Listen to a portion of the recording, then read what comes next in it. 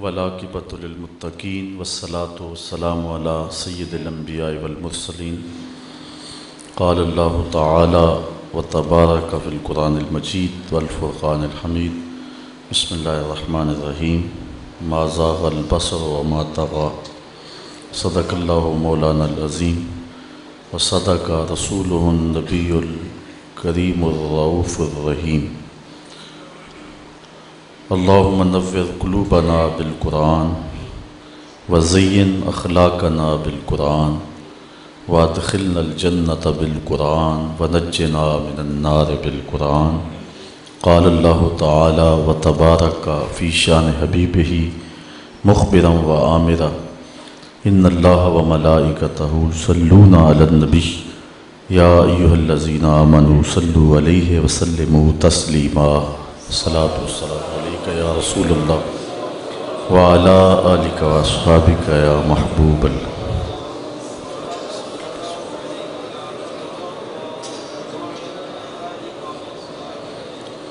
تمام حمد و ثنا، تعریف و توصیف اللہ جل مجدہ الکریم کی ذات بابرکات کے لیے، جو خالق کائنات بھی ہے اور مالک شش جہات بھی۔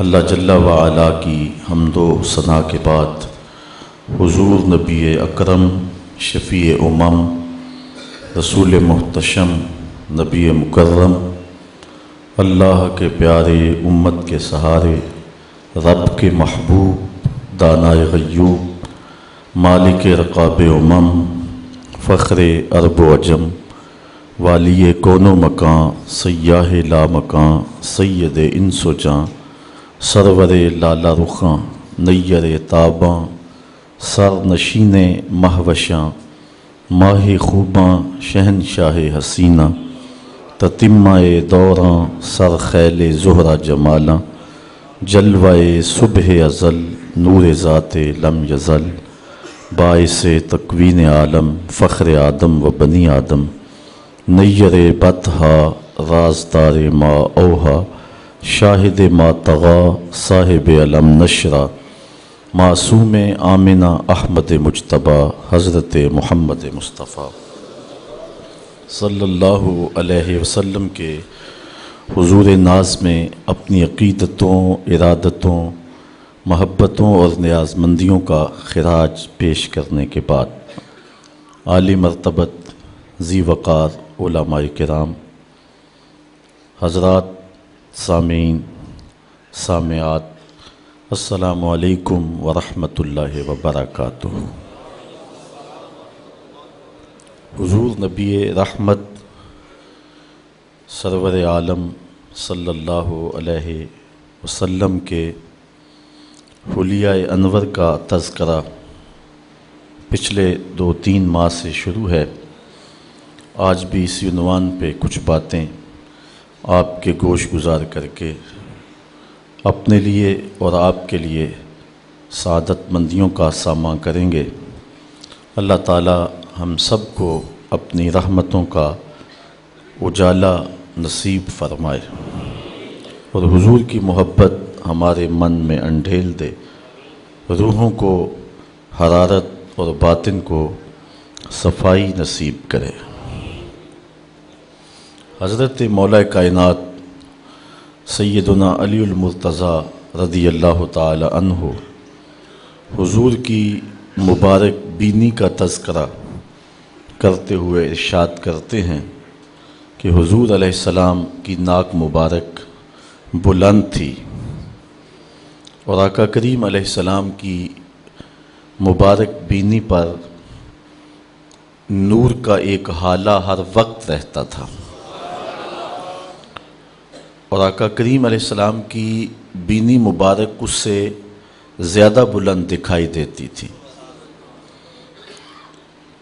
حضور کی مبارک آنکھوں کے بارے میں روایات مختلف اصحاب رسول سے موجود ہیں۔ حضرت مولا کائنات رضی اللہ تعالی عنہ حضور کی چشمان مقدس کے بارے میں ارشاد فرماتے ہیں، کانا ادعج العینین، हुजूर अलैहिस्सलाम की आँखें कुशादा और स्याह थीं। हज़रत अबू हुरैरा रज़ियल्लाहु ताला अन्हु हुजूर की आँखों का हुस्न बयान करते हुए इरशाद फरमाते हैं, काना अहदबा अशफारिल ऐनैन, हुजूर की आँखों की पलकें लंबी थीं। उम्मे माबद जो कि हुजूर की वसाफ़ है और हुजूर का हुलिया बयान करती हैं, कहते हैं फ़ी अशफारिही वतफ़ुन, हुजूर की पलकें दराज थीं। एक रिवायत के लफ्ज़ हैं वकाना अस्वदल हदका, हुजूर की आँखों की पुतलियाँ इंतहा की स्याह थीं। और हुजूर अलैहिस्सलाम के सहाबी हज़रत जाबिर बिन सामुरा रज़ियल्लाहु ताला अन्हु हुजूर की आँखों का हुस्न बयान करते हुए कहते हैं, काना रसूलुल्लाह सल्लल्लाहु अलैहि वसल्लम अशकल अल ऐनैन, अशकल ऐसी आँखों को कहते हैं जिस आँखों के सफ़ेद हिस्से में सुर्ख डोरे हों। ये अल्लाह ने अपने महबूब अलैहिस्सलाम को हुस्न दिया था और ये जमाल अता किया था कि हुजूर की आँखों में सुर्ख रंग के डोरे थे।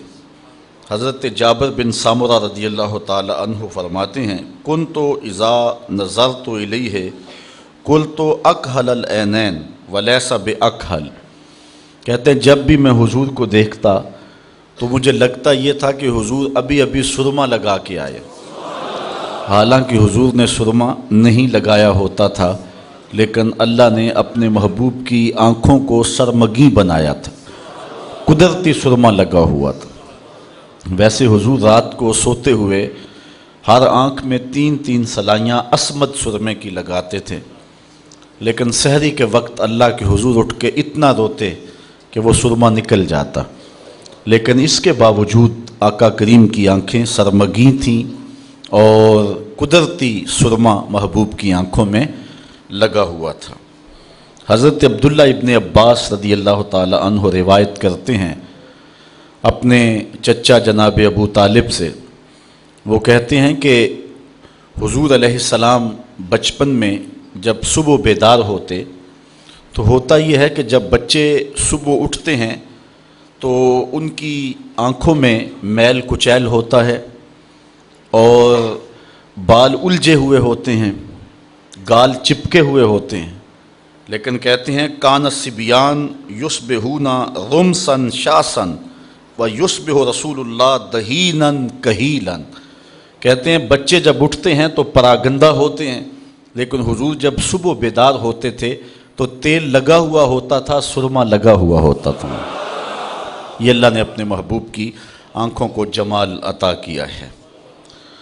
हज़रत अनस हुजूर के खादिम ख़ास हैं, वो हुजूर की आँखों का एक और हुस्न बयान करते हैं, और आँखों का ये एक बहुत बड़ा हुस्न है जिसको मिल जाए। वो कहते हैं काना रसूलुल्लाह सल्लल्लाहु अलैहि वसल्लम अबहुरल ऐनैन, हुजूर की आँखें दरिया थीं, यानी आँखों में खौफ खुदा की वजह से हर वक्त आंसू बहा करते थे, तो जिस तरह दरिया बहते हैं हुजूर की आँखें खौफ खुदा में रोने वाली थी। हज़रत अता ताबी हैं, कहते हैं मैं अब्दुल्ला इब्न उमर रज़ियल्लाहु ताला अन्हु और हज़रत उबैद बिन उमैर रज़ियल्लाहु ताला अन्हुमा, हम तीनों हुजूर सैयदा आयशा रज़ियल्लाहु ताला अन्हा की खिदमत में एक दिन हाजिर हुए और जाकर के कहा कि हद्दिसनी बेआजबा मा रअयता मिन रसूलिल्लाह सल्लल्लाहु अलैहि वसल्लम, कि अम्मा जान हुजूर की कोई ऐसी बात सुनाओ जो बड़ी अजीब हो। हम तीनों लोग जब हाजिर हुए और ये बात अर्ज़ की तो हज़रत अता कहते हैं कि उम्मुल मोमिनीन सईदा आयशा रो पड़ी और फरमाने लगी आका की हर बात ही अजीब थी। और फिर उन्होंने एक बात सुनाई, कहती हैं कि एक दिन हुजूर अलैहिस्सलाम तशरीफ़ लाए और मेरे हुजरे में हुजूर जलवा फिराज थे, रात का कुछ हिस्सा बीता तो फरमाने लगे अताज़नीन ली फ़ी इबादत रब्बी, ए आयशा मुझे अल्लाह की इबादत के लिए तुम जो है वो इज़्न इजाज़त नहीं देती हो। तो मैंने अर्ज़ की कि हुजूर मैंने रोका कब है, आप मुख्तार हैं। तो हुजूर अलैहिस्सलाम ने मुसल्ला बिछाया فرماتی ہیں کہ اتنا روئے کہ میں نے دیکھا کہ حضور کی جھولی مبارک آنسوؤں سے تر ہو گئی۔ پھر حضور نے تھوڑی دیر آرام کیا اور اس کے بعد حضور پھر دوبارہ مصلی پہ تشریف فرما ہوئے اور اتنا روئے، ثم بکا حتی رأیت دموعہ قد بلت الارض، اتنا روئے کہ حضور کے آنسوؤں سے زمین بھی بھیگ گئی۔ تو کہتے ہیں اسی اثناء کے اندر حضرت بلال حبشی رضی اللہ تعالی عنہ حاضر ہو گئے۔ وہ جب اذان ہوتی تو حضور کی خدمت میں حاضر ہوتے کہ حضور جماعت تیار ہے، تو وہ جب حاضر ہوئے تو حضور زاروں کے تار رو رہے تھے۔ تو انہوں نے عرض کی کہ حضور آپ کیوں رو رہے ہیں؟ تو حضور نے فرمایا اے بلال میں کیوں نہ روں، جب یہ آیت اتری ہے ان فی خلق السماوات والارض واختلاف اللیل والنہار، یہ آیت حضور نے پڑھی، فرمایا کہ یہ آیت مجھے رونے پہ مجبور کرتی ہے، اور میں جب اللہ کی قدرتوں پہ تفکر کرتا ہوں تو پھر زار و قطار روتا ہوں۔ اس طرح ساری رات حضور آنسوؤں میں گزار دیتے اور اللہ کے حضور اتنی کثرت کے ساتھ روتے کہ حضرت انس کہتے ہیں کان رسول اللہ صلی اللہ علیہ وسلم ابہر العینین، حضور کی آنکھیں دریا جیسی تھیں۔ حضور نبی رحمت صلی اللہ علیہ وسلم کی مبارک آنکھوں کا رخ زیادہ زمین کی طرف ہوتا، جب دیکھتے تو آسمان کی طرف کم دیکھتے، زیادہ حضور زمین کی طرف دیکھتے۔ نظرہ الی الارض اکثر من نظرہ الی السماء، آسمان کی طرف بھی حضور کی نگاہیں اٹھتی تھیں لیکن زیادہ حضور زمین کی طرف دیکھا کرتے تھے، اور جب حضور کی نگاہیں اٹھتی تھی تو پھر اللہ جبریل کو بھیجتا تھا۔ قد نرا تقلب وجہک فی السماء، محبوب تیرے چہرے کو ہم بار بار آسمان کی طرف پلٹتے ہوئے دیکھتے ہیں۔ اللہ اکبر۔ تو محبوب اگر پروگرام بن گیا ہے قبلہ تبدیل کرنے کا تو پھر دیر نہ کیجیے، ابھی رخ پھیر لیجیے۔ قبیلہ بنو سلمہ کی مسجد ہے، ظہر کی نماز ہے، 2 رکعتیں پڑھی جا چکی ہیں، 2 رکعتیں ابھی باقی ہیں۔ خاطر آتر میں بات آئی قبلہ بدل جائے تو کیا خوب ہو، تو ابھی دل میں خیال آیا اور خیال سے ہی آسمان کی طرف نظریں اٹھی تو جبریل امین حاضر خدمت ہو گئے، رب کا سندیسہ لے کر، رب کا پیغام لے کر۔ محبوب اگر پروگرام بن گیا ہے تو پھر دیر نہ کیجیے، ابھی رخ پھیر لیجیے۔ یا اللہ تیری نماز تو پوری ہو لے، کہا میری نماز بعد میں پوری ہوگی، پہلے تیری مرضی پوری ہوگی۔ اللہ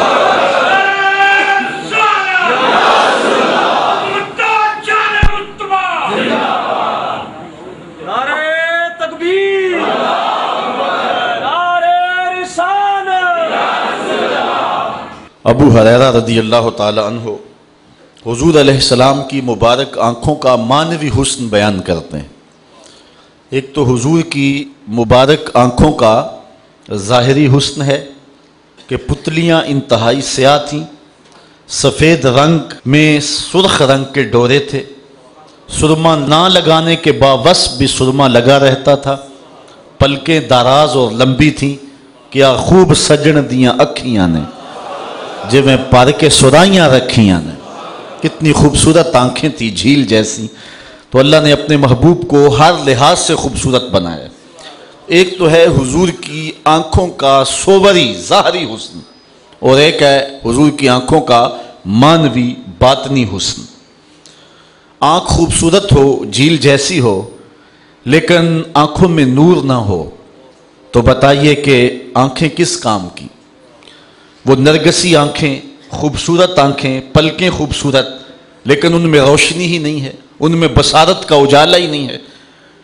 تو آنکھوں کا سب سے بڑا حسن تو یہ ہے کہ آنکھوں میں دیکھنے کی بصارت کی طاقت موجود ہو۔ اللہ کے محبوب علیہ السلام کو اگر خوبصورت آنکھیں دی گئی ہیں تو اس میں بصیرت کتنی رکھی گئی ہے اور بصارت کتنی ڈال دی گئی ہے۔ آؤ حضرت ابو ہریرہ سے پوچھتے ہیں رضی اللہ تعالی عنہ سے۔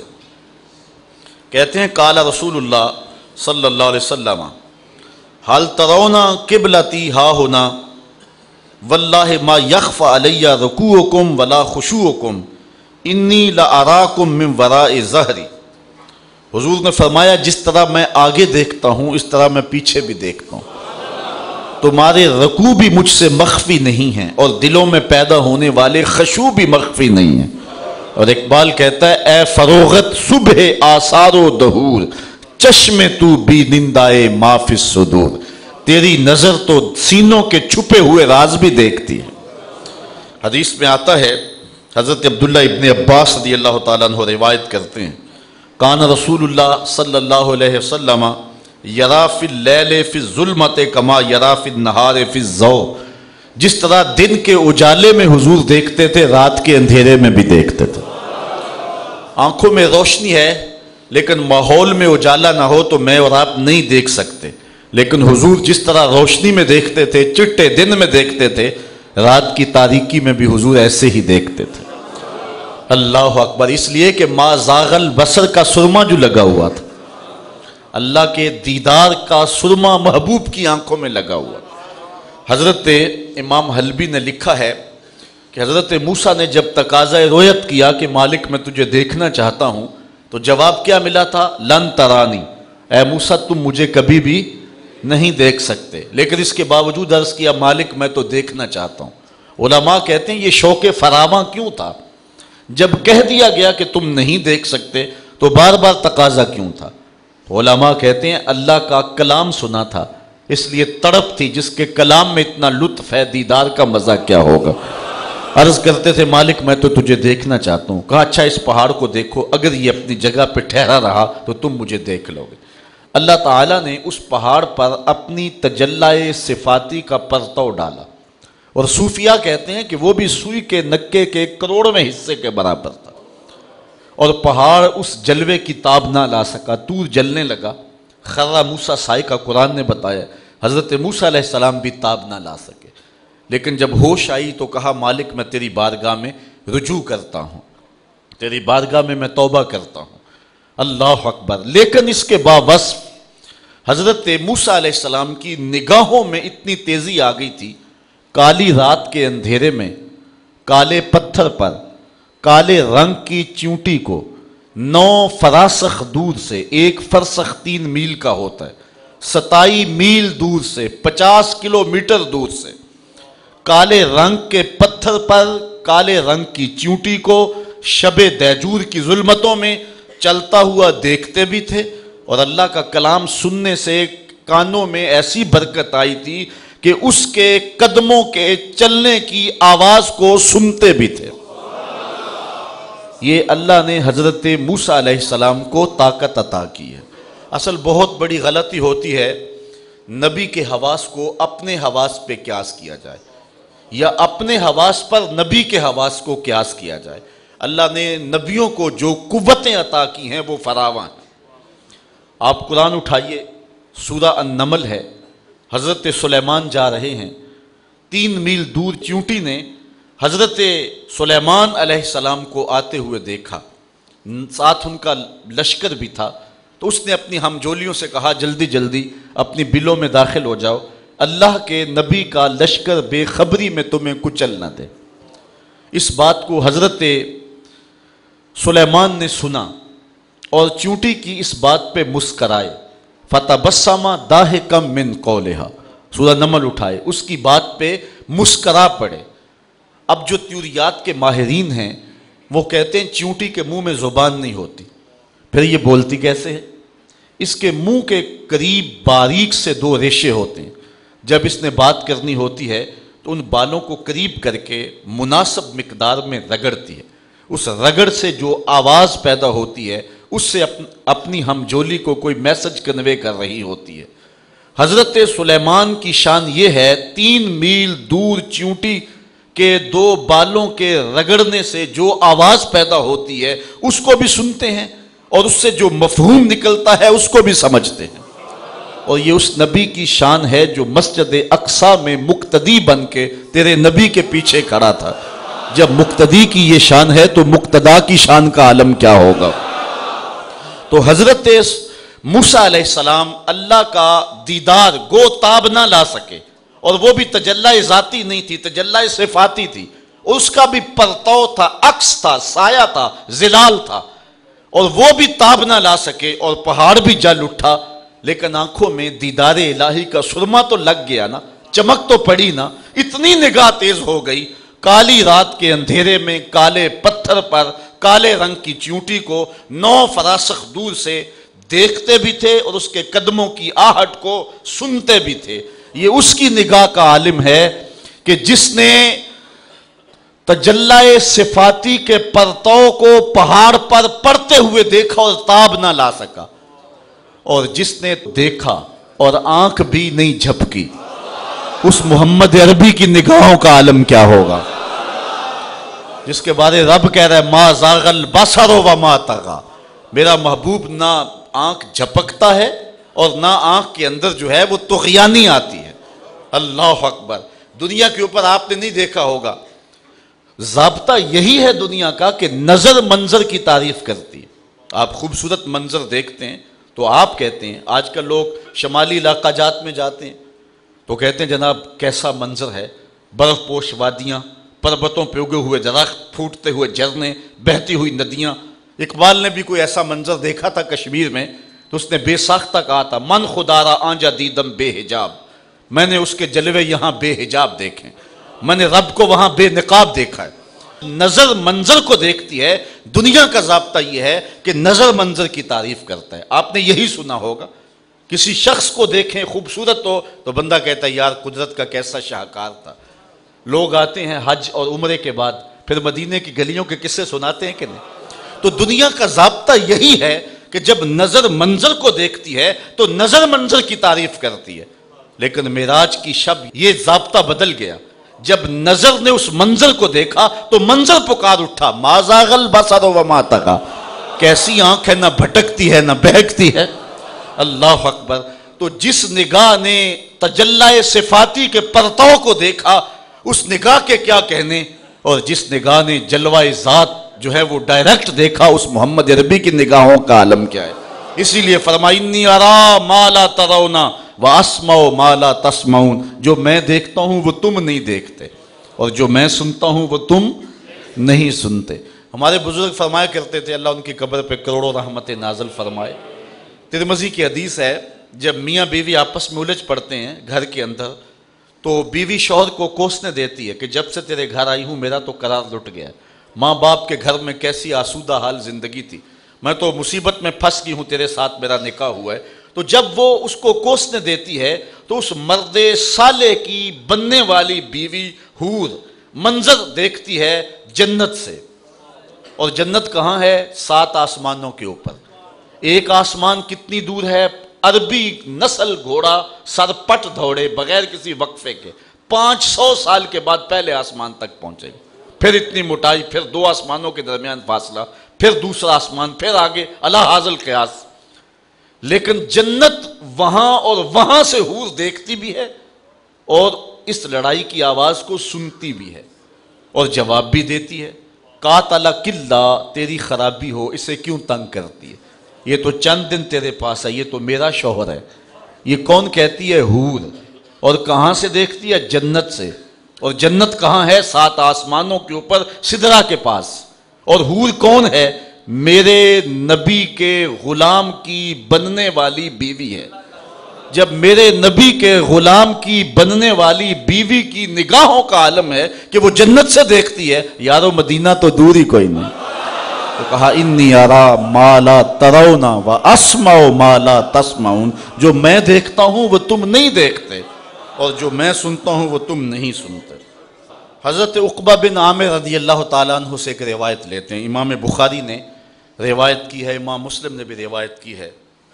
حضرت عقبہ بن عامر کہتے ہیں کہ رسول کریم نے ارشاد فرمایا وَإِنَّ مَوْعَدَكُمُ الْحَوْض وَإِنِّي لَأَنظُرُ إِلَيْهِ مِن مَقَامِ هَذَا، فرمایا تمہارا وعدہ حوض ہے، حوض کوثر، وہاں پہ ملاقات ہوگی۔ اللہ اکبر۔ وہاں سے تمہیں جام بھر بھر کے پلائے جائیں گے۔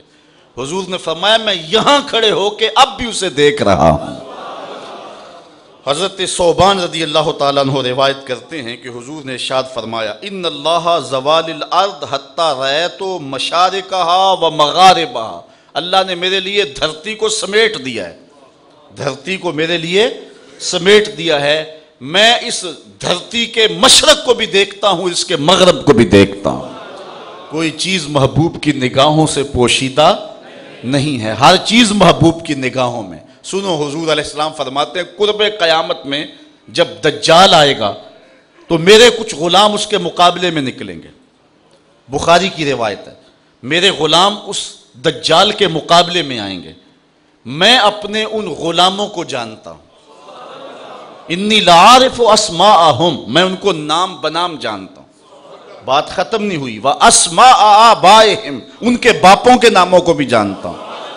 بات ختم نہیں ہوئی، والوان خیولہم، جن گھوڑوں پہ چڑھ کے جہاد کریں گے میں محمد ان گھوڑوں کے رنگوں کو بھی جانتا ہوں۔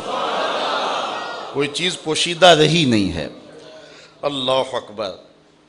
آپ جانتے ہیں ہوا ہے جنگ موتا، تو حضور اس میں خود شریک نہیں ہوئے تھے، تو آقا کریم علیہ السلام مدینے میں تھے اور موتا کے مقام پہ لڑائی ہو رہی تھی، اور حضور مدینے میں بیٹھ کے موتا میں ہونے والی لڑائی کا حال سنا رہے تھے۔ اللہ اکبر۔ حضور نے فرمایا کہ اب جھنڈا حضرت زید کے ہاتھ میں ہے، پھر فرمایا فوسیبا، انہیں شہید کر دیا گیا، پھر کہا اب جھنڈا عبداللہ ابن رواحہ کے پاس ہے، پھر فرمایا وہ بھی شہید کر دیا گیا، اور حضور کی آنکھوں میں آنسو تھے، حضور روتے جا رہے تھے۔ اچانک حضور کے چہرے پہ خوشی آئی اور آقا کریم نے فرمایا اب جھنڈا اللہ کی تلوار خالد بن ولید کے ہاتھ میں آ گیا، اور اللہ تعالیٰ فتح عطا فرمائی ہے۔ اور جب لوگ واپس غزوہ موتا سے آئے، اللہ اکبر، تو جو حضور نے بتایا تھا ایسے ہی ہوا۔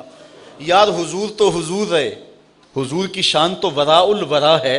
حضرت عمر بیٹھے ہیں مسجد نبوی کے منبر پہ، نہامد میں جنگ ہو رہی ہے، 1 مہینے کی مسافت ہے، حضرت ساریہ امیر لشکر ہیں، حضرت عمر رضی اللہ تعالیٰ عنہ خطبہ دے رہے ہیں، ادھر حضرت ساریہ پہاڑ کو چھوڑ کے آگے بڑھنے لگے، دشمن پیچھے سے آنے لگا، حضرت عمر نے یہاں سے کہا یا ساریہ الجبل، اے ساریہ پہاڑ نہیں چھوڑنا، یہ شان ہے خدمتگاروں کی، سرکار کا عالم کیا ہوگا۔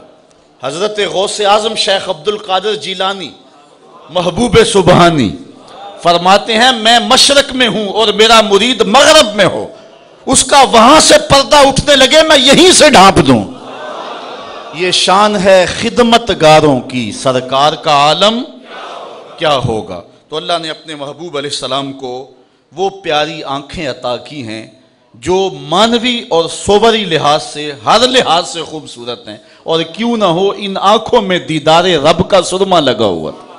سنیے حضور فرماتے ہیں، حضرت عبد الرحمن بن عائش روایت کرتے ہیں، قال رسول اللہ صلی اللہ علیہ وسلم رأیت ربی عز وجل فی احسن صورہ، اللہ تعالیٰ جل شانہ کو میں نے احسن صورت میں دیکھا ہے۔ اللہ اکبر۔ اعلی حضرت نے یہاں حد کر دی، لوگ جھگڑے میں پڑے رہے، ترازو گاڑ کے بیٹھے رہے، نظر کو، علم کو، سماعت کو تولتے رہے۔ اعلی حضرت نے شعر بھی کہا، دلیل بھی دے دی، کہتے ہیں اور کوئی غیب کیا تم سے نہاں ہو بلا، جب خدا ہی نہ چھپا تم پہ کروڑوں درود۔ سب سے بڑا غیب تو وہ ہے جب اس نے بھی پردے اٹھا دیے تو باقی کچھ چیزیں پیچھے رہ گئی۔ تو محبوب حق کی آنکھوں میں دیدار الہی کا سرما لگا تو حضور کی نظروں سے کوئی چیز پوشیدہ نہیں رہی۔ دعا کرو حضور کی نگاہ فیض نصیب ہو جائے۔ اللہ اکبر۔ اقبال کہتا ہے کہ گرد تو گردد حریم کائنات، گرد تو گردد حریم کائنات، از تو خواہم یک نگاہ التفات۔ حضور میں ایک نگاہ کا سوال لیے کھڑا ہوں، مست آنکھیں رضا ما ذاک کے کجلے والی، گر میری سمت بھی اٹھیں تو مقدر جاگے۔ تو دعا کرو حضور کا دیدار ہم سب کو نصیب ہو۔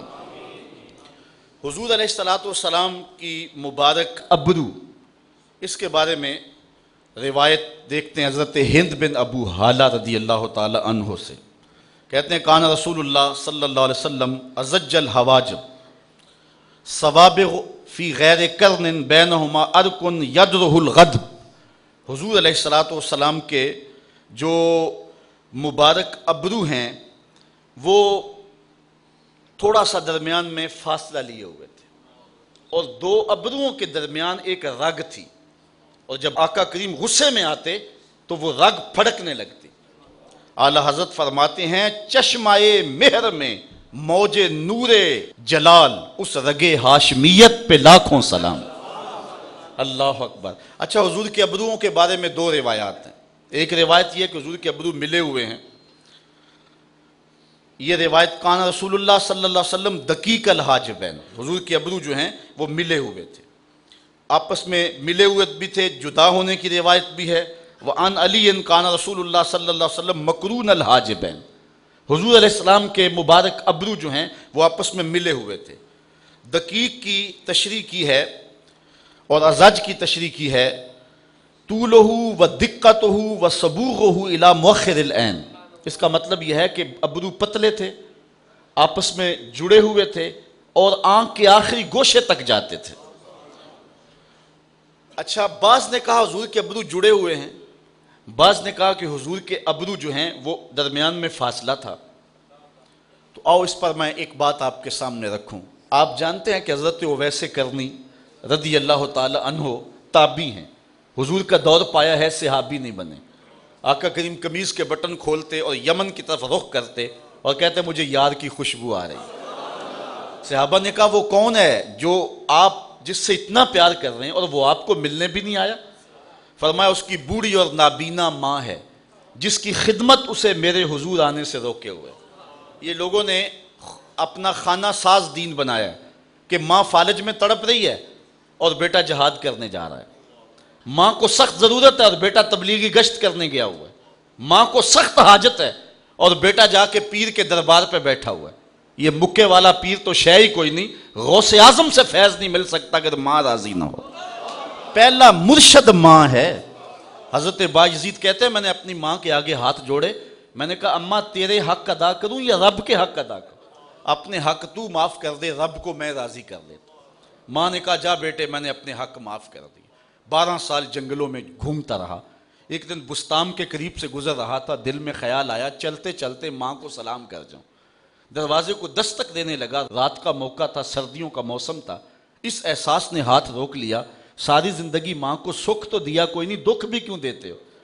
تو کہتے ہیں میں دروازے کے ساتھ لگ کے بیٹھ گیا اور ساری رات کاٹ دی۔ جب سحری کا وقت ہوا تو اندر سے جو نالی آتی تھی اس سے پانی آیا، میں سمجھ گیا میری ماں تہجد کے لیے اٹھی۔ دروازے کو دستک دی، اندر سے آواز آئی بیٹا بایزید ٹھہرو ابھی آئی۔ مائیں بیٹوں کے دستک کے انداز سے بھی جانتی ہیں یہ کس بیٹے کے ہاتھوں کا لمس ہے۔ میں بارسلونا کے ایئرپورٹ پہ کھڑا تھا کہ وہاں مجھے ایک بینچ سے یوں محسوس ہوا جس طرح کوئی ہم زبان بول رہا ہے، تو غیر اختیاری طور پہ ادھر لڑک گیا۔ تو وہ انڈین لوگ تھے اور اپنے ایک دوست کو الوداع کرنے آئے تھے، تو میں نے اس سے گپ شپ شروع کی۔ میں نے کہا کہ بتاؤ کتنا عرصہ ہوا، کتنی دیر بعد جا رہے ہو؟ تو مجھے کہنے لگا کہ 27 سال 3 ماہ کے بعد جا رہا ہوں، بس آیا تھا اور ایسا پھنسا کہ اتنا طویل عرصہ گزر گیا۔ جب آیا تھا تو عنفوان شباب تھا، اب بڑھاپا طاری ہو رہا ہے، اور بڑی حسرت سے کہنے لگا کہ پتہ نہیں میرے گھر والے مجھے پہچانتے بھی ہیں یا کہ نہیں۔ تو میں نے کہا اور کوئی پہچانے یا نہ پہچانے، ماں تیرے قدموں کی آہٹ سے ہی پہچانیں گی، یہ میرے بیٹے کے قدموں کی آواز لگتی ہے۔ بایزید کہتے ہیں کہ میں دروازے پہ دستک دی نا تو اندر سے ماں نے کہا بیٹے بایزید ٹھہرو میں ابھی آئی۔ 12 سال کے بعد آیا تھا، ماں نے ہاتھوں کے لمس سے پہچان لیا کہ یہ میرے بیٹے کے ہاتھوں کی آواز ہے۔ تو ماں نے دروازہ کھولا، میرے بکھرے ہوئے بال، پھٹے ہوئے کپڑے، پراگندہ حالت، ماں کی آنکھوں میں آنسو تیر آئے اور ایسے ہاتھ پھیلا کے بایزید کی ماں نے کہا مالک میرا بیٹا بایزید تیری طلب میں نکلا تھا، تو نے ابھی تک اسے اپنا قرب نہیں دیا؟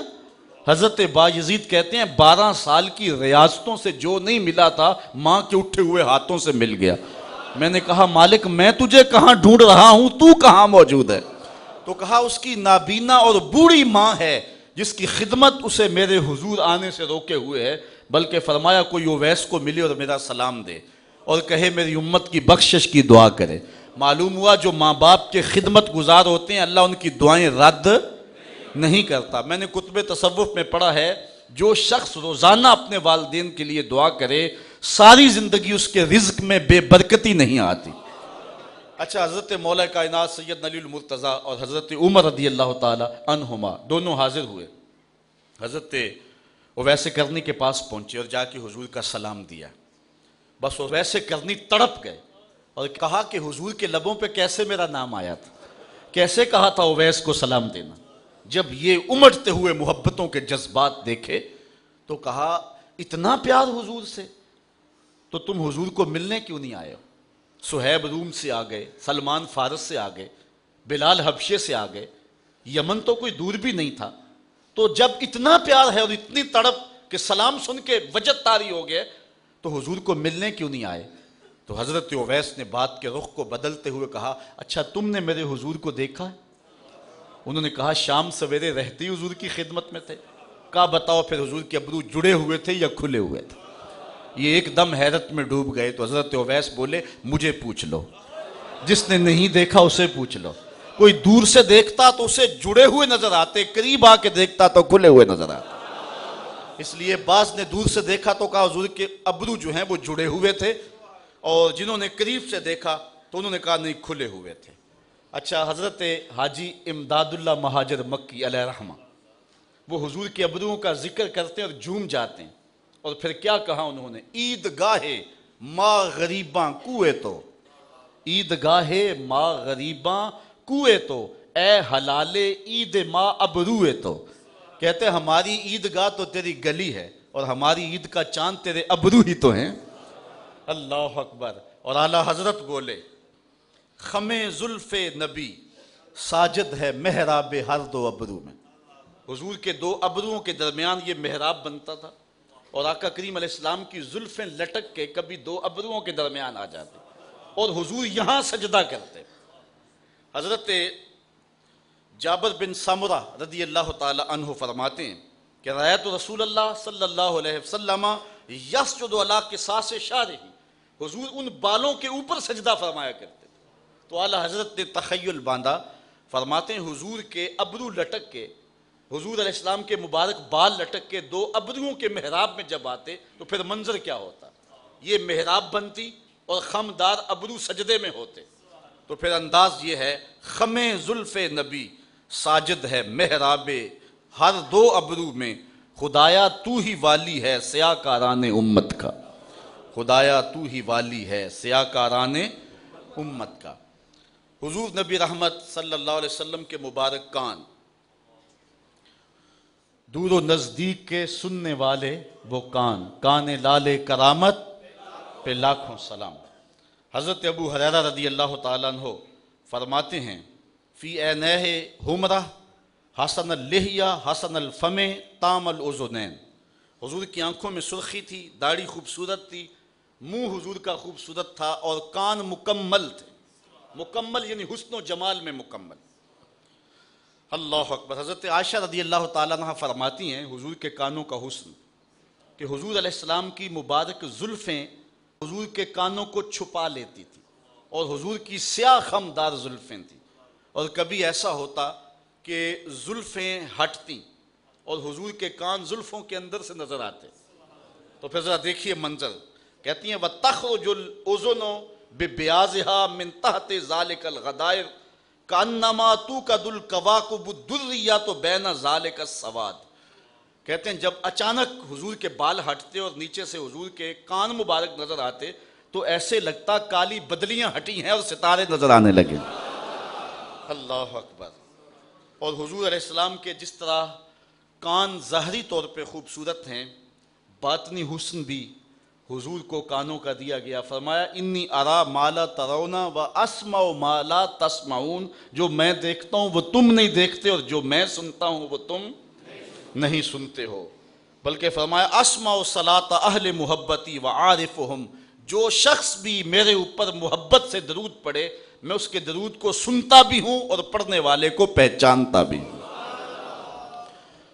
حضرت میمونہ رضی اللہ تعالیٰ عنہ فرماتی ہیں کہ ایک دن تہجد کا وقت تھا، حضور علیہ السلام میرے ہاں موجود تھے، وضو کرنے کے لیے تشریف لے گئے تو اچانک حضور علیہ السلام نے فرمایا لبیکا لبیکا لبیکا نصرتا نصرتا نصرتا، تیری مدد ہو گئی، میں آ گیا، میں حاضر ہوں۔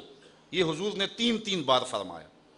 حضرت میمونہ فرماتی ہیں فلما خرج رسول اللہ صلی اللہ علیہ وسلم قلت یا رسول اللہ صلی اللہ علیہ وسلم سمیتک تقول فی متوضئک لبیک ثلاثا و نصرت ثلاثا تکلم انسانا فهل کان معک احد فقال ھذا راجز یستصرخنی، کہا حضور آپ وضو خانے میں گئے ہیں اور آپ نے 3 مرتبہ کہا لبیک، 3 مرتبہ کہا نصرتا، وہاں کوئی شخص تھا جس سے آپ بات کر رہے تھے؟ تو حضور نے فرمایا کہ بنو خزاعہ کا راجز مجھ کو پکار رہا تھا۔ اصل واقعہ اس طرح ہوا، آپ جانتے صلح حدیبیہ کے موقع پہ حضور علیہ السلام نے ایک معاہدہ کیا تھا اہل مکہ کے ساتھ۔ عرب میں قبائل 2 طرح کے ہوتے تھے، ایک اصیل ہوتے اور ایک ان کے حلیف ہوتے۔ جو بڑے قبائل ہوتے وہ خود لڑائی کرتے اور خود اپنے معاہدے کرتے، اور جو چھوٹے قبائل ہوتے تھے وہ ان کے ساتھ شامل ہو جایا کرتے تھے۔ تو بنو خزاعہ شامل ہو گئے حضور کے ساتھ اور بنو بکر شامل ہو گئے قریش کے ساتھ۔ اب جو اصیل قبائل ہوتے ان کے اوپر لازم ہوتا کہ اپنے حلیفوں کا دفاع کرنا، اور جو حلیف ہوتے وہ اپنے اصیل قبائل کے ساتھ جو ہے وہ مل کے جنگوں میں شامل ہوتے اور ان کی مدد کرتے۔ اب حضور نے بنو خزاعہ کے ساتھ جو ہے وہ معاہدہ کر لیا، قریش کا معاہدہ ہو گیا جو ہے وہ بنو بکر کے ساتھ، لازمی طور پہ یہ آپس میں مخالف قبائل تھے۔ اب حضور کا معاہدہ بنو خزاعہ کا معاہدہ ہے، قریش کا معاہدہ بنو بکر کا معاہدہ ہے۔ اب قریش جو ہے وہ کچھ نہیں کر سکتے تھے، بنو خزاعہ کو تنگ نہیں کر سکتے، کہ کریں گے تو پھر یہ سیدھا سیدھا معاہدہ توڑنے والی بات ہوگی۔ بنو بکر کا اور بنو خزاعہ کا آپس میں ٹکراؤ تھا۔ ایک دن سحری کے وقت رات کے اندھیرے میں قریش کو ہمراہ لے کر کے بنو بکر نے بنو خزاعہ کی بستیوں پر دھاوا بول دیا، اور انہوں نے بنو خزاعہ کے بڑے بندے قتل کر دیے، ان کی عورتیں کاٹ دیں، اور بنو خزاعہ کے خلاف اس لڑائی میں قریش شامل ہوئے بنو بکر کے ساتھ۔ لیکن بنو خزاعہ کے لوگوں نے دیکھ لیا کہ قریش بھی بنو بکر کی پشت پہ ہیں اور ہمارے ساتھ جو ظلم ڈایا ہے، یہ غضب توڑا ہے، یہ قریش نے توڑا ہے، ورنہ بنو بکر کو یہ جرأت نہیں ہو سکتی تھی کہ ہمارے خلاف جو ہے وہ اٹھ کر کے ہماری بستیوں میں آ کے ہمارا قتل عام کیا جائے۔ تو بنو خزاعہ کا راجس، اس کا نام تھا عمر بن سالم خزائی، وہ مکہ المکرمہ چلا گیا اور حرم کے سین میں کھڑا ہو گیا اور مدینے کی طرف منہ کر کے حضور کو فریاد کی کہ ہمارا معاہدہ آپ کے ساتھ ہے اور ہم آپ کے حلیف ہیں، اور ہمارے اوپر یہ شب خون مارا جا رہا ہے۔ یہ وقت تھا تہجد کا اور حضور ادھر وضو کر رہے تھے، ادھر بنو خزاعہ کے راجس عمر بن سالم خزائی نے چیخ ماری اور پکارا۔ حضور نے مدینے سے کہا میں آ گیا، تیری مدد کے لیے پہنچ گیا، اور فتح مکہ پھر ہوا ہے، اور حضور علیہ السلام نے پھر 10,000 کا لشکر لے کر کے جو ہے وہ مکے آئے ہیں۔ یہ قریش نے معاہدہ توڑا تھا بنو خزاعہ کے ساتھ ظلم کر کے۔ تو حضور علیہ السلام کی سماعت کا عالم یہ ہے کہ مکے سے ایک حلیف پکار رہا ہے تو حضور مدینے سے سن رہے ہیں۔ اچھا یہاں غور کرنا ہوگا، وہ حلیف ابھی مسلمان نہیں ہوئے تھے، تو جو غیر مسلم بھی ہوں لیکن معاہدہ حضور سے ہو گیا ہے، حلیف حضور کے ہیں، تو وہ پکارے تو حضور مدینے میں سنیں، تو اگر امتی پکارے تو نبی پھر نہیں سنے گا؟ بندہ مٹ نہ جائے آقا پہ تو وہ بندہ کیا ہے، بے خبر ہو جو غلاموں سے وہ آقا کیا ہے، دور طیبہ سے جب بھی میں تڑپا کبھی ان کو حالات کی سب خبر ہو گئے۔ حضور کی پیشانی کے بارے میں فرمایا حضرت ہند بن ابی حالہ نے، کان رسول اللہ صلی اللہ علیہ وسلم واسع الجبین، حضور کی پیشانی جو ہے وہ کشادہ تھی۔ حضرت ابو ہریرہ فرماتے ہیں کان رسول اللہ مفاد الجبین، حضور کی پیشانی کشادہ تھی۔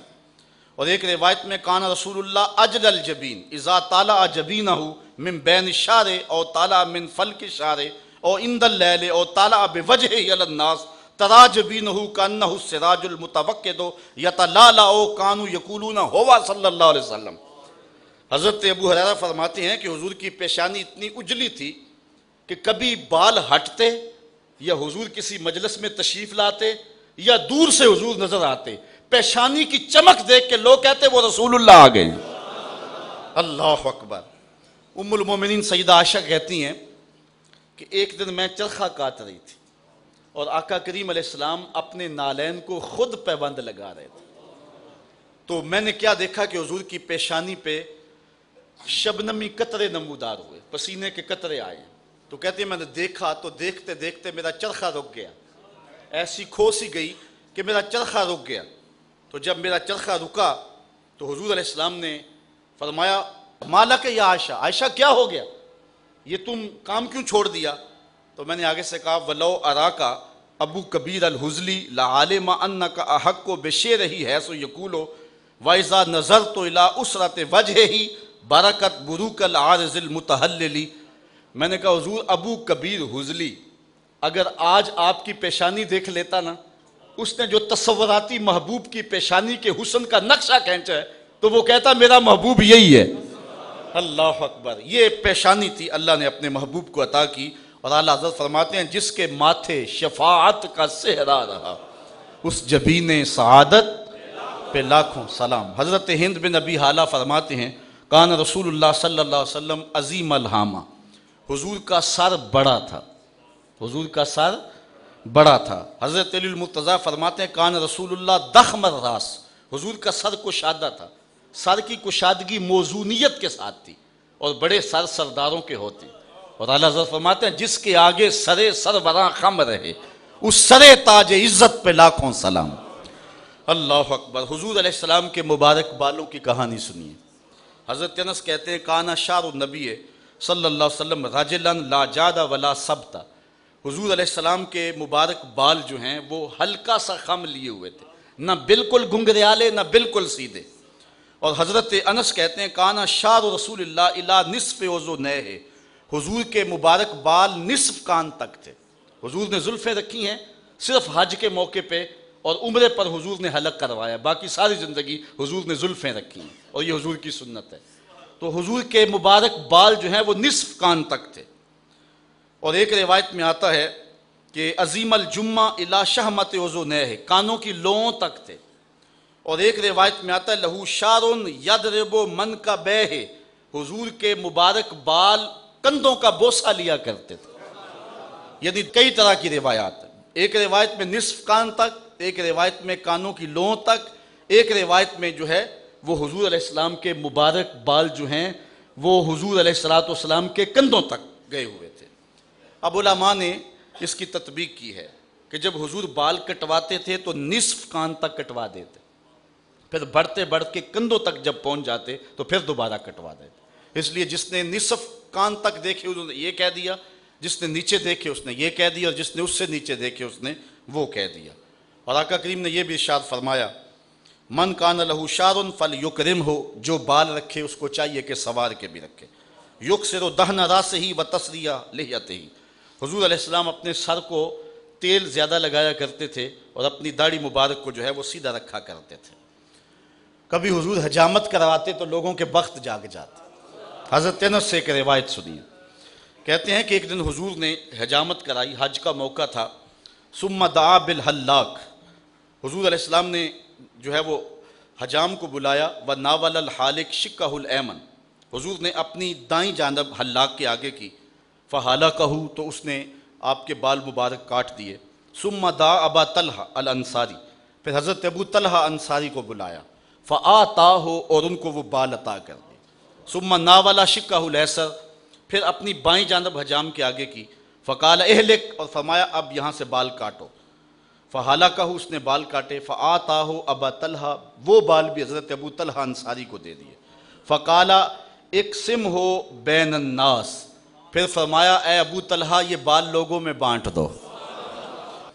حضرت عثمان بن عبداللہ روایت کرتے ہیں کہ حضرت ام سلمہ رضی اللہ تعالی عنہا کے پاس، حضور کی زوجہ محترمہ کے پاس حضور کے کچھ بال تھے۔ مدینے میں جب کوئی بیمار ہو جاتا تو وہ لے کر کے ان کے پاس آ جاتے، تو وہ ڈبیا سے بال نکالتی اور پانی کے گلاس کے اندر اس کو فخدخدتہ لہو تشرب فیہ مریض، تو وہ ان بالوں کو اس پانی کے گلاس کے اندر حرکت دیتی، اور جب حضور کے مبارک منہ نور کی برکت اس پانی میں آ جاتی تو مریض کو دے دیتی، اللہ شفا عطا فرما دیتا۔ حضرت ثابت بنانی فرماتے ہیں کہ حضرت انس کا جب آخری وقت آیا تو انہوں نے مجھے نصیحت کی کہ میرے پاس کچھ حضور کے مبارک منہ نور ہیں، جب میں فوت ہو جاؤں اور مجھے کفن اور غسل دیا جا چکے، مجھے لحد میں اتارو تو یہ بال میری زبان کے نیچے رکھ دینا۔ اللہ اکبر۔ یہ بال اتنے بابرکت بال ہیں کہ اس کی برکات زمانے نے دیکھی ہیں۔ میں صرف ایک واقعہ بیان کر کے اپنے موضوع کو سمیٹ لیتا ہوں، اور یقیناً حضور کے بالوں کی برکت، موئے انور کا معجزہ آپ کے سامنے آئے گا۔ صحابہ میں ایک نام ایسا ہے جن کو کبھی زندگی میں کوئی شکست نہیں ہوئی، اور وہ نام ہے حضرت خالد بن ولید کا۔ چونکہ انہیں سیف اللہ کہا گیا، اور اللہ کی تلوار کو کون شکست دے سکتا ہے، بلکہ حضرت خالد بن ولید کی آرزو تھی کہ میں راہ حق میں شہید کیا جاؤں، لیکن یہ آرزو ان کی پوری نہیں ہو سکی، اور وہ بستر پہ اپنی طبی موت فوت ہوئے، اس لیے کہ اللہ کی تلوار کو کون توڑ سکتا تھا۔ تو حضرت خالد بن ولید جس جنگ میں بھی گئے ہیں انہیں کامیابی ہوئی۔ ایک مرتبہ حضرت خالد بن ولید پر مشکل آ گئی۔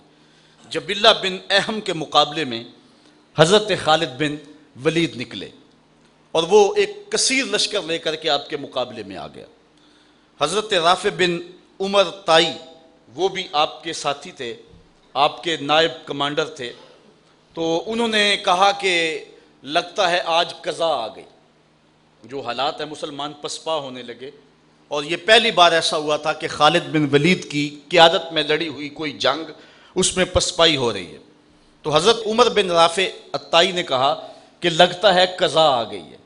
تو حضرت خالد بن ولید نے کہا کہ مجھے بھی ایسا ہی لگتا ہے کہ کوئی مشکل بن گئی ہے۔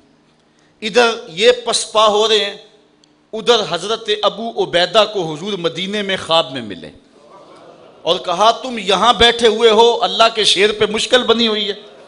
بس رات کے موقع پہ حضرت ابو عبیدہ نے اعلان کروا دیا، کہا جلدی تیار ہوئے مجاہد، حضرت خالد بن ولید کی مدد کو پہنچنا ہے۔ ایک دم قافلہ تیار ہو گیا، وہ تو ہر وقت تیار رہتے تھے، مجاہد نبی کے راستے کے، حق کی راہوں کے مسافر۔ یہ لشکر تیار ہو کے حضرت ابو عبیدہ کی قیادت کے اندر جب نکلا تو راستے کے اندر انہوں نے ایک منظر دیکھا کہ لشکر سے تھوڑا سا ہٹ کر کے ایک نقاب پوش سوار بھی ساتھ ساتھ چلتا جا رہا ہے۔ تو حضرت ابو عبیدہ نے اپنے جاسوس سے کہا کہ جاؤ اس کو دیکھو یہ کون ہے، اور کچھ لوگ لے جاؤ اور اس کو پکڑ کے لے آؤ۔ جب لوگ ان کے قریب گئے تو انہوں نے کہا کہ میرے قریب نہ آنا، میں حضرت خالد بن ولید کی بیوی ام تمیم ہوں۔ تو کہا کہ تم رات کے موقع پہ لشکر کے ساتھ اس مشکل حالت میں کیوں جا رہی ہو؟ تو انہوں نے کہا کہ جب حضرت ابو عبیدہ نے اعلان کروایا نا کہ جنگ کے لیے نکلو، حضرت خالد بن ولید پہ مشکل آئی ہوئی ہے، تو میں پریشان ہو گئی کہ اللہ کے اس شیر پر کبھی مشکل آئی تو نہیں تھی، تو کیا ہوا؟ تو میں نے جب غور کیا تو ان کی ٹوپی گھر رہ گئی ہے جس میں حضور کے منہ مبارک سیے ہوئے ہیں، اور جب بھی وہ جنگ پہ جاتے ہیں تو وہ ٹوپی نہیں بھولتے۔ تو آج وہ میں نے غور کیا کہ ان پہ مشکل کیوں آئی ہے، تو میں نے غور کیا تو ٹوپی گھر پڑی ہوئی ہے، میں ان کو ان کی امانت دینے جا رہی ہوں۔ یہ لشکر جب پہنچا، ادھر حضرت خالد بن ولید نے جبلہ بن احم کے مقابلے کے اندر محاذ کو سنبھالا ہوا تھا کہ اچانک 2-3 سوار آگے بڑھے، اور جدھر وہ جاتے ہیں دشمن کو دھکیلتے چلے جاتے ہیں۔ حضرت خالد بن ولید نے دیکھا کہ ایک نقاب پوش سوار بھی ان سواروں میں ہے، تو آپ نے اپنے گھوڑے کو ایڑ لگائی اور آگے بڑھ کے کہا اے نقاب پوش تو کون ہے، تیری تلوار کے آگے کوئی ٹھہرتا ہی نہیں ہے۔ تو اس نے تھوڑا سا پردہ سرکایا، کہا مجھے پہچانتے نہیں؟ آنا زوجتو کا ام تمیم، میں تمہاری بیوی ام تمیم ہوں، اور تم حضور کے بالوں والی ٹوپی بھول آئے تھے، تمہیں دینے آئی ہوں۔ اور پھر آگے بڑھ کے ان کو ٹوپی دی۔ حضرت خالد بن ولید نے ٹوپی سر پہ رکھی، اللہ نے اسی دن فتح عطا فرما دی۔ اللہ اکبر۔ سنو حضور کے بالوں کی کہانی۔ ایک دن حضور نے غسل کر کے اپنے بالوں میں سے ایک بال الگ کیا اور فرمایا من ازا شارۃ من شاری فالجنۃ علیہ حرام، جس نے میرے بالوں میں سے ایک بال کی اذیت دی، ایک بال کی توہین کی، ایک منہ نور کی جو ہے وہ توہین کی، فرمایا اس کے اوپر جنت حرام ہے۔ اللہ اکبر۔ اللہ کے محبوب علیہ الصلوۃ والسلام کا حلیہ یہ ایک ایسا عنوان ہے کہ برسوں بھی بیان کریں تو اس عنوان کا حق ادا نہ ہو، لیکن میں نہیں سمجھتا کہ میں اپنی بات کو مکمل کروں جب تک اس خاتون کی کہانی نہ سناؤں جس نے حضور کا حلیہ بیان کیا اور حد کر دی۔ اللہ اکبر۔ یہ ایک خاتون ہے بنو خزاعہ کی، عاتقہ بنت خلف بن معبد بن ربیعہ، جسے ام معبد کہتے ہیں۔ موسم ہے ہجرت کا، حضور اس کے گھر کے قریب سے گزرے اور کہا کچھ کھانے کے لیے ہے؟ اس نے کہا کہ اس وقت ہمارے پاس کچھ نہیں ہے. لو کان عندنا ما آوزکم الکرا، ہم وہ لوگ ہیں اگر ہمارے گھر میں مہمان آ جائے تو ہم فخر سمجھتے ہیں، لیکن آج اتفاق یہ ہے مہمان بھی اتنے سونے آئے اور ہمارے گھر میں کھانے کے لیے کچھ ہے بھی نہیں. ایک جانب ایک بکری بندھی تھی لاغر سی، فرمایا اگر تم کہو تو اس کا دودھ دھو لیں. اس نے کہا اس کی کھیری میں دودھ کہاں، اس کی ہڈیوں میں گودا بھی نہیں ہے، اگر یہ چلنے کے قابل ہوتی تو ریوڑ کے ساتھ نہ جاتی. حضور نے فرمایا اگر تم کہو تو ہم دودھ دھو لیں. اس نے کہا مجھے کیا اعتراض ہو سکتا. حضرت ابو بکر صدیق نے آگے بڑھ کے بکری کو کھولا، حضور نے اپنا دست برکت اس بکری کی پشت پہ رکھا، اس نے جھرجری لی، ٹانگیں چوڑی کر دیں اور اس کی کھیری میں دودھ اتر آیا. آقا کریم نے فرمایا گھر کے برتن لاؤ. ام معبد نے چھوٹا سا برتن پیش کیا. ظاہر ہے بکری کا دودھ کتنا ہوتا ہے، راوی کہتا ہے جب حضور نے دودھ دوہا تو جھاگ اٹھنے لگی. پھر دوسرا برتن، تیسرا برتن، چوتھا برتن، حتیٰ کہ ام معبد کے گھر کی تھالیاں بھی دودھ سے بھر گئی. حضور نے پیا، حضور کے ساتھیوں نے پیا، ام معبد نے پیا، اس کے بچے نے پیا. حضور نے برکت کی دعا دی، چلے گئے. ام معبد کو حضور کا نام پوچھنا یاد نہ رہا. اللہ اکبر. لیکن وہ حضور کے جمال میں کھو گئی. شام کو ابو معبد، ام معبد کا شوہر، جب بکریوں کا ریوڑ لے کر کے آیا نا تو اس نے کچی کلی پہ نور برستے دیکھا. چند لمحوں کے لیے ٹھہرے تھے تم جس پیڑ کے نیچے، سنا ہے آج تک اس پیڑ کا سایہ مہکتا. ابو معبد نے دیکھا تو کہا آج ہمارے گھر میں اجالے کیسے؟ تو ام معبد نے کہا ہمارے گھر میں آج ایک مبارک شخص آیا تھا. حضور کا نام تو پوچھنا یاد نہیں رہا، لیکن اپنے طور پہ نام رکھ لیا مبارک. ابو معبد نے کہا وہ مبارک کیسا تھا؟ تو ام معبد حضور کا حلیہ بیان کرنے لگی. اللہ اکبر. اس نے کہا فقالت رأیت رجلا ظاہر الوضاء حسن الخلق ملیح الوجه لم تعبه سجلہ ولم تزر به سالہ قسیم وسیم وفی عینیہ دعج وفی اشفارہ وطف وفی صوتہ سہل احول اکحل ازج اکرن فی عنقہ سطع وفی لحیتہ کساسہ اذا صمت فعلیہ الوقار واذا تکلم سما وعلاہ البہاء حلو المنطق فصل لا نظر ولا حذر کأن منطقہ خدرات نظم یتحدرن ابہ الناس واجملہ من بعید واحسنہ من قریب ربعۃ لا تشنعہ عین من طول ولا تقتحمہ عین من قصر غصن بین غصنین فہو انظر الثلاثۃ منظرا واحسنہم قدرا. یہ حدیث تو بہت لمبی ہے اور ایک ایک لفظ جو ہے وہ دامن کھینچ رہا ہے، لیکن میں اس حدیث کے صرف 2 لفظ آپ کے سامنے رکھوں گا جو ام معبد نے حضور کا نقشہ کھینچا. اس نے کہا خوبصورت تھا، ملیح الوجہ تھا، حسن نمکین تھا، رنگ گورا تھا، قد اونچا تھا. اللہ اکبر. لیکن 2 لفظ سنیے. اس نے کہا ابہ الناس وَأَجْمَلَهُ مِن بَعِيدٍ وَأَحْسَنَهُ مِن قَرِيبٍ. میرے شوہر میں کیا بتاؤں کہ وہ مبارک کیسا تھا، جب دور سے چلا آ رہا تھا تو سونا لگتا تھا، قریب آ گیا تو اور سونا لگتا تھا. ذرا غور کیجئے اس کے ایک ایک جملے پہ. دور تھا تو سونا لگتا تھا، قریب آ گیا تو اور سونا. کچھ لوگ دور سے بھلے لگتے ہیں، قریب آئیں تو نقوش میں وہ حسن نہیں رہتا، اور کچھ لوگ قریب سے سونے لگتے ہیں، دور جائیں تو پھر دھندلے دھندلے ہو جاتے ہیں. لیکن یہ حضور کا کمال حسن ہے، دور سے بھی سونے اور قریب سے بھی سونے. اور یہاں حسن بیان کرتے کرتے سیرت بھی بیان کریں گے. کچھ لوگ دور سے بھلے لگتے ہیں، قریب آئیں تو بھلے نہیں لگتے. اس کے لہجے میں یوں تو برف تھی لیکن جو چھو کے دیکھا تو ہاتھ جل گئے. دور سے اچھے، قریب آئیں تو جو ہے وہ عجیب مصیبت. دور کے ڈھول سہانے، قریب آئیں تو کان پھٹے. جب کاروبار کر کے دیکھا، دوستی لگا کے دیکھا، رشتہ داری کر کے دیکھا، پتہ چلا یہ تو بندہ ہی ٹھیک نہیں ہے. دور دور سے اچھے اور قریب آئیں تو اچھے نہیں. لیکن ام معبد نے کہا وہ دور سے بھی سونا تھا، قریب آیا تو آنکھوں کی پتلیوں میں حیا لکھا ہوا تھا. دور بھی سونا تھا، قریب آیا تو سونا تھا. اچھا اس کا ایک ترجمہ میں بھی کیا کرتا ہوں. دور سے بھی سونا اور قریب سے بھی. جنہوں نے دور سے دیکھا انہوں نے کہا سونا، اور جنہوں نے قریب سے دیکھا انہوں نے بھی کہا سونا. جنہوں نے قریب سے دیکھا نا انہوں نے کہا کل قمر لیلۃ البدر لم ارا قبلہ ولا بعدہ مثلہ. یہ قریب سے دیکھنے والے ابو ہریرہ کی بات ہے.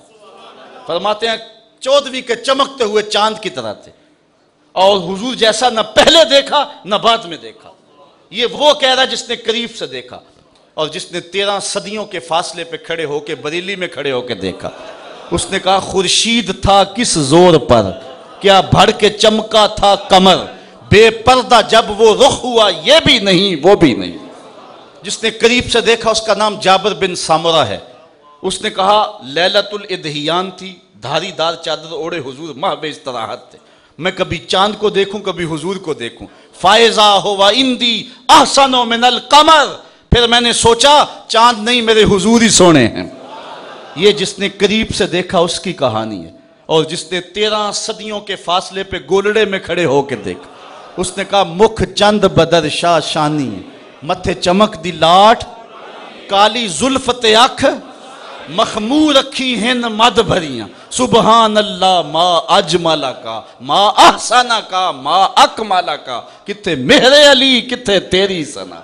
جس نے قریب سے دیکھا اس کا نام عبداللہ ابن عباس ہے رضی اللہ تعالیٰ عنہ. پاس کھڑے ہو کے دیکھا، گھر میں بیٹھ کے دیکھا. کیا فرمانے لگے؟ کان رسول اللہ صلی اللہ علیہ وسلم افلج الثنیتین اذا تکلم کالنور یخرج من بین ثنایاہ. کیا پوچھتے ہو، حضور کے سامنے والے دانتوں میں ہلکا سا فاصلہ تھا، جب بات کرتے تھے نور کی کرنیں چھن چھن کے نکلتی تھی. یہ اس شخص کی کہانی ہے، یہ اس شخص کی بات ہے جس نے قریب سے دیکھا اور جس نے 14 صدیوں کے فاصلے پہ لاہور میں کھڑے ہو کے دیکھا. اس نے کہا تو اجے میرا یار نہیں ڈٹھا، جنوں ویکھ کے چن شرماوے، ادھی راتی دن چڑھ جاوے، جیو رخ تو نقاب اٹھاوے، تے جیو نکلے سیر کرن نو سارا گلشن سیس نواوے، اتے دھرتی لف لف جاوے، جے ہاتھ پھلاں وچ رکھدا ہاتھ پھلاں تو ود جاوے، نین نشیلے مست رسیلے وچ سونا کجل سہاوے، اکھ اگڑے تے انج پیا جاپے جویں میں خانہ کھل جاوے، تے جے او کھولے پیچ زلف دا اتے راہی راہ پل جاوے، توبہ توبہ حسن سجن دا چال نہ چلی جاوے، بجلی ڈردی لشک نہ مارے متا بے ادبی ہو جاوے، علم خدا نے اینا دتا عقلاں وچ نہ آوے، عقل خدا نے اینی دتی علماں وچ نہ آوے، کیے جاز نظر وچ او دی جو آوے وک جاوے، خلق او دے نے مولئی دنیا کوئی ودلائی جان بچاوے، آزم ایڈا سونا ماہی سنو کدرے نظر نہ آوے. وَأَجْمَلَهُ مِن بَعِيدٍ وَأَحْسَنَهُ مِن قَرِيبٍ. کہا میرے شوہر میں کیا بتاؤں، دور تھا پھر بھی سونا لگتا تھا، نیڑے آ گیا پھر بھی سونا ہی لگتا.